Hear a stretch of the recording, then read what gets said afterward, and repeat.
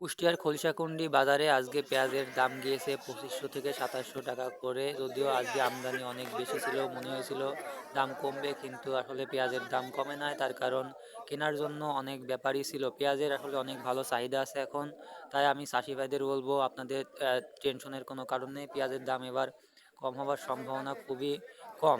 আমি আপনাদেরকে এখন ঘুরে ঘুরে পেঁয়াজের বাজার দেখাবো এবং ব্যাপারী ও চাষিদের মধ্যে যে দামদার সেটাও আপনাদেরকে দেখাবো। চলেন আপনাদেরকে দেখাই। সামনে আমি ব্যাপারী এবং চাষির মধ্যে যে পেঁয়াজের যে দামদার সেটা আমি আপনাদেরকে এখন বিস্তারিত দেখাবো। চলেন দেখি কত কি দামদার চাই এবং বলে ব্যাপারী।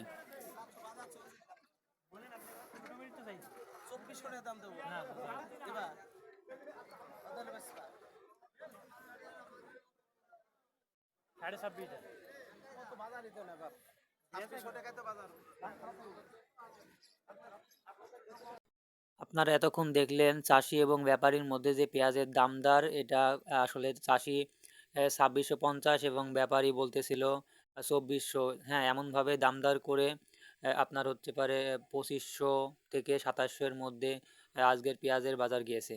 কুষ্টিয়া জেলার খলিশাকুন্ডি বাজারটি অনেক বড় এবং এখানে প্রচুর কাঁচামালের আমদানি হয়। পেঁয়াজ থেকে শুরু করে অন্যান্য বেগুন, মরিচ, কচু সহ নানান রকমের সবজি এবং কাঁচামাল আমদানি হয়। আপনারা যারা ব্যাপারী আছেন তারা চাইলে এখানে এসে এখানকার থেকে মালামাল কিনতে পারেন। আপনাদের প্রয়োজনীয় যে কোনো কাঁচামাল এখান থেকে কিনে নিয়ে যেতে পারেন।